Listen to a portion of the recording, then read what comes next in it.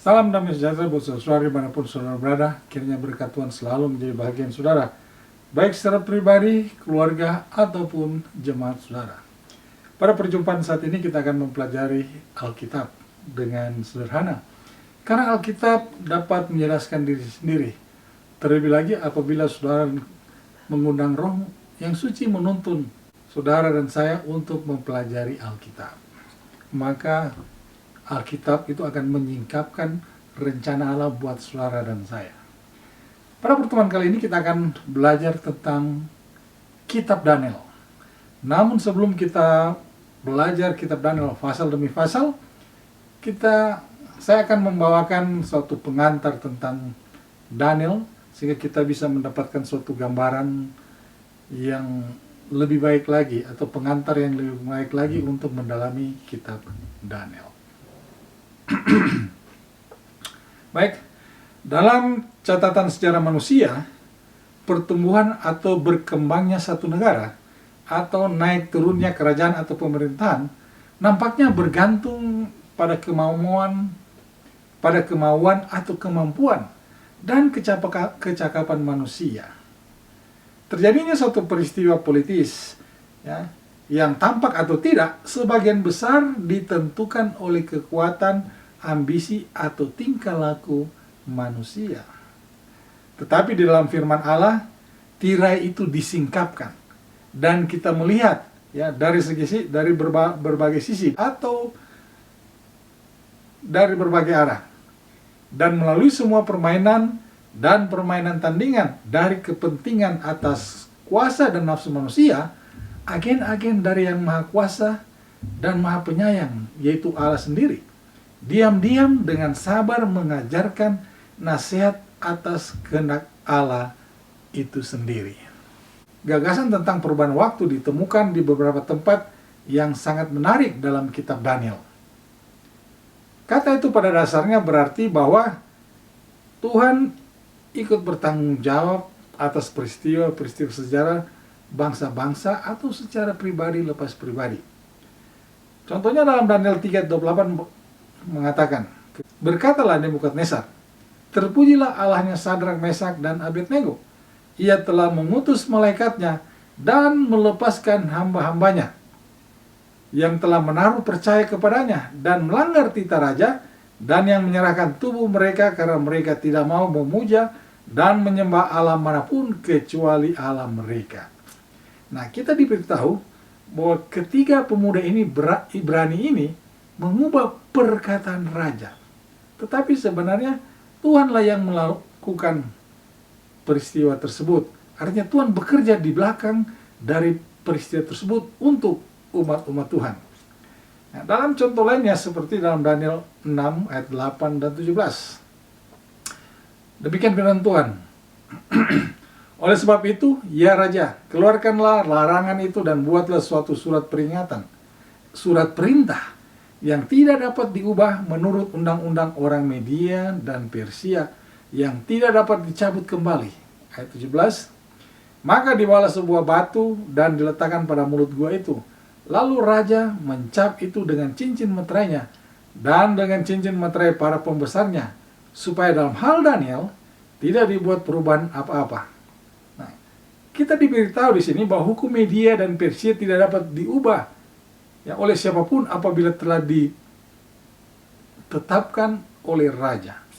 Ya, tetapi Tuhan mengubah, bahkan membatalkan hukum tersebut.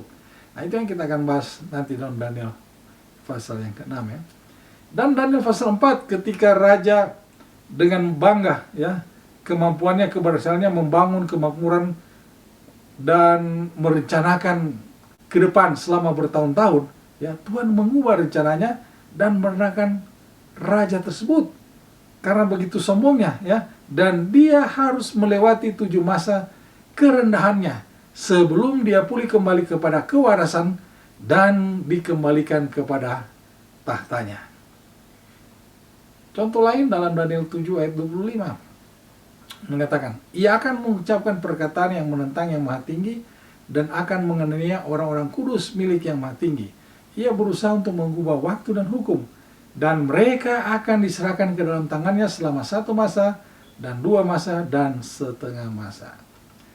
Menggunakan kata yang sama untuk menggambarkan tanduk kecil yang berpikir bahwa ia dapat mengendalikan waktu. Ya, dia dapat mengubah waktu. Pada tingkat individu, pemazmur berseru. Ya, di dalam kitab Mazmur pasal yang ke-31 ayat 15 mengatakan, masa hidupku ada dalam tanganmu. Pemazmur mengatakan, ya, masa hidup manusia itu ada di dalam genggaman tangan Allah Sang Pencipta. Artinya, ya, waktu yang berjalan ini, ya, masih dalam pengendalian Allah. Kitab Daniel adalah kitab yang terpendek dari 4 nabi besar. Bagi gereja Masehi Advent hari ke-7, yang terpenting dan sering dipelajari, ya, 16 kitab utama dan nabi-nabi kecil dalam perjanjian lama. Kitab Daniel secara pasti mencatat peristiwa sejarah dalam kehidupan Daniel, dan beberapa mimpi dan penglihatan kepada Daniel, juga kepada Nebukadnezar, Raja Babylon. Kitab Daniel berisi kebenaran abadi yang sama relevansinya ya saat ini seperti yang pertama kali ditulis pada 2500 sampai 2600 tahun yang lalu, ya. Dan sebaiknya saudara dan saya memperhatikan dengan cermat. Ya. Pena Inspirasi menulis, ya, dia katakan berulang kali meminta perhatian umat Tuhan untuk mempelajari buku Daniel. Saat kita mendekati akhir penutupan sejarah dunia ini, tulisnya, nubuatan yang dicatat oleh Daniel menuntut perhatian khusus saudara dan saya. Karena itu berkaitan dengan waktu di mana kita hidup sekarang ini. Kita tidak hanya perlu untuk memahami nubuatan-nubuatan yang tercatat dalam Daniel, tetapi mempelajarinya dan melakukan sesuatu untuk kehidupan rohani saudara dan saya. Kitab-kitab Daniel dan Wahyu harus dipahami lebih baik, ya, harus dipahami dengan lebih baik. Bagi orang percaya akan memiliki pengalaman keagamaan yang sama sekali berbeda jika saudara dan saya mempelajari Daniel, kitab Daniel, dan kitab Wahyu. Mereka akan diberikan pandangan sekilas tentang gerbang surga yang terbuka, sehingga hati dan pikiran saudara akan terkesan dengan karakter yang harus dikembangkan oleh semua orang percaya, oleh semua orang yang menikmati berkat dan yang menjadi pahala bagi orang yang suci hatinya. Kitab Daniel termasuk dalam apa yang oleh para sarjana disebut sastra apokaliptik. Ya. Istilah apokaliptik berasal dari bahasa Yunani apokalipsis, yang berarti penyingkapan atau wahyu. Buku-buku apokaliptik, ya, Alkitabiah dari Daniel dan Wahyu menjelaskan melalui penglihatan simbolis perjalanan secara sejarah manusia dan kedatangan terakhir kerajaan Allah. Buku ini terbagi menjadi 2 bagian. 6 bab pertama berisi sejarah, dan 6 bab terakhir sebagian besar, ya, berisi penglihatan atau visi masa yang akan datang. Ya, vision, ya, penglihatan masa yang akan datang. Klimaks dalam setiap narasi adalah peningkatan keyakinan para penyembah Tuhan yang benar, dan setiap visi berakhir dengan berdirinya kerajaan Tuhan. Bab pertama menceritakan kisah kehancuran kerajaan duniawi Allah, yaitu kerajaan Yehuda. Pasal terakhir menjanjikan pembebasan umat Allah di akhir zaman dan warisan kerajaan surgawi yang akan bertahan selama-lamanya. Nah, Daniel di masa mudanya maupun di masa tuanya adalah seorang pria dengan keberanian dan keyakinan yang luar biasa. Dia tidak pernah mengkompromikan keyakinannya, dan pada setiap tahap kehidupan dia mempertahankan kepercayaannya kepada Tuhan.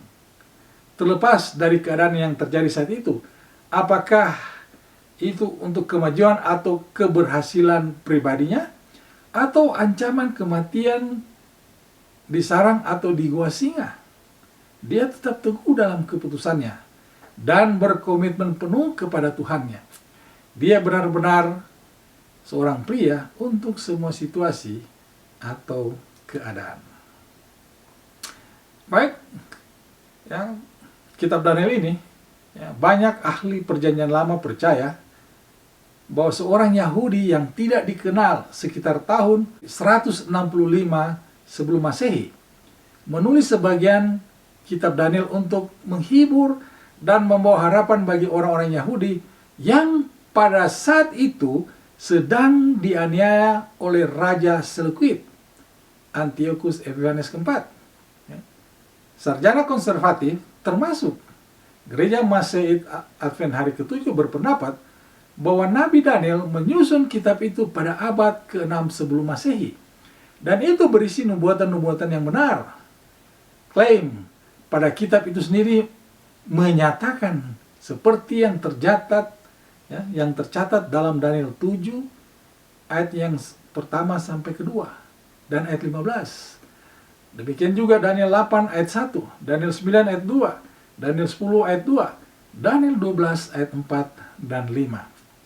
Bahkan kesaksian Yesus dalam Matius 24 ayat 15 mengatakan, "Jadi apabila kamu melihat pembinasa keji berdiri di tempat kudus, menurut firman yang disampaikan oleh Nabi Daniel, para pembaca hendaklah memperhatikannya." Jadi Yesus pun mengutip buku Daniel.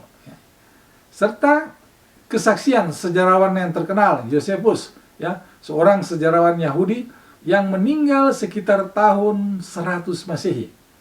Semuanya mendukung posisi ini. Lebih jauh lagi, hanya seseorang yang hidup pada abad ke-6 sebelum Masehi yang dapat atau bisa melihat mengetahui beberapa fakta sejarah yang kemudian ditemukan dalam buku tersebut. Pengetahuan tentang fakta-fakta seperti itu, ya, untuk sementara waktu mungkin segera menghilang, ya, setelah abad ke-6 sebelum Masehi. Namun demikian, para sarjana baru menemukannya belakangan ini, ya. Baru menemukannya belakangan ini melalui penemuan-penemuan arkeologis. Ya. Contohnya seperti penemuan manuskrip di Qumran telah menunjukkan popularitas Daniel di antara orang-orang pada saat itu dan bersaksi tentang cara orang-orang Yahudi yang menghormati dan mengutip Daniel sebagai kitab suci pada abad kedua sebelum Masehi. Ya, sebuah persetujuan yang sulit dipahami jika buku itu ditulis hanya pada abad kedua sebelum Masehi. Ya, tidak akan ada cukup waktu bagi buku itu untuk diedarkan, dihormati, dan diterima sebagai kitab suci kanonik. Jadi kita lihat gambaran tentang buku Daniel. Ya. Nama Daniel sendiri berarti Tuhan adalah hakimku. Dan halaman buku itu menguraikan kebenaran itu. Kitab ini dimulai dari dan diakhiri dengan referensi tentang penghakiman. Pada mulanya Israel murtad, pasal 1 ayat 1 dan 2. Dan pada akhirnya Raja Utara dalam Daniel 11 ayat 40 sampai pasal 12 ayat 2. Bagian tengah kitab itu, Daniel 7 pasal 13 menggambarkan Allah dari zaman purbakala, zaman kuno, ya, membuka kitab-kitab, ya, dalam penghakiman, ya, di hadapan para malaikat. Di setiap sisi adegan penghakiman besar ini, kita menemukan referensi lebih lanjut untuk penghakiman. Ya, contohnya di dalam bab 4, surga menghakimi Nebukadnezar, pembual yang sombong dan merendahkannya menjadi status seperti hewan. Ya. Dan bab 5 dari kitab Daniel, ya, tentang Belshazzar, cucu dari Nebukadnezar yang menerima pesan. Seperti dikatakan dalam pesan itu yang tertulis di dinding, Tuanku ditimbang dengan neraca dan didapati terlalu ringan. Demikian juga bab 8, bab 9 menunjukkan tanggal awal penghakiman yang akan datang. Dan bab ke-12 menjelaskan secara rinci signifikansinya mengenai penghargaan atau reward atau upah dan hukuman bagi orang yang apa? Yang tidak menurut firman Allah. Jadi saudara-saudara, pasal-pasal sejarah dari buku Daniel ini, bab 1 sampai bab 6, menggambarkan bagaimana Allah membela dan membebaskan mereka yang tetap setia di tengah-tengah bangsa-bangsa kafir. Bab ini berisi motif, jejak, dan kesulitan yang berakhir dengan apa? Ketinggian dan kemuliaan. Dengan demikian, buku ini terus-menerus memberitakan kabar baik bahwa cobaan dan godaan yang diikuti oleh berkat bagi mereka yang setia dan taat kepada Tuhan. Itu adalah pesan yang masih perlu didengar dan dipercaya orang, yang harus dipercaya orang hingga saat ini. Dari ringkasan tersebut, ada yang ingin saya sampaikan yang perlu saudara dan saya perhatikan di dalam mendalami buku Daniel. Yaitu Daniel 2 ayat 20 dan 21. Intinya demikian. Ya, Anda bisa baca di rumah. Ayat 21, ya, Allah mengubah saat dan waktu. Ya, Allah memecat raja-raja dan mengangkat raja. Dan ketiga, Allah memberikan hikmat kepada orang bijaksana dan pengetahuan kepada orang yang berpengertian. Jadi demikian, ya. Berkatalah Daniel, terpujilah nama Allah dari selama-lamanya sampai selama-lamanya, sebab daripada dialah hikmat dan kekuatan berasal. Jadi ayat 21 ini menjadi kunci dalam buku Daniel, yaitu mengenai waktu, mengenai kekuasaan, dan pengetahuan. Nah, apa yang bisa saudara rangkumkan dari penjelasan singkat sebelum kita membahas buku Daniel? Pertama, saya ingin bagikan Anda mungkin bisa rangkuman sendiri dalam mendalami Alkitab. Pertama, peristiwa-peristiwa yang terjadi di dunia ini masih dalam pengendalian Allah. Walaupun manusia berusaha mengubah waktu dan hukum yang Allah telah berikan kepada manusia. Perjalanan waktu peristiwa yang terjadi telah dinyatakan Allah kepada manusia melalui hambanya Daniel, dan Daniel menulis dalam kitab Daniel. Melalui kitab Daniel, manusia diberikan harapan, pemahaman, pengetahuan, dan kesempatan untuk berbalik kepada Allah yang pengasih dan penyayang, Sang Pencipta. Melalui kitab Daniel, kita dapat mempersiapkan diri untuk menghadapi akhir sejarah dunia ini, dan tentunya penghakiman akhir. Ya, dan melalui pasal demi pasal yang akan kita pelajari pada pertemuan-pertemuan selanjutnya, kita akan melihat lebih jelas tentang rencana Allah bagi umat manusia.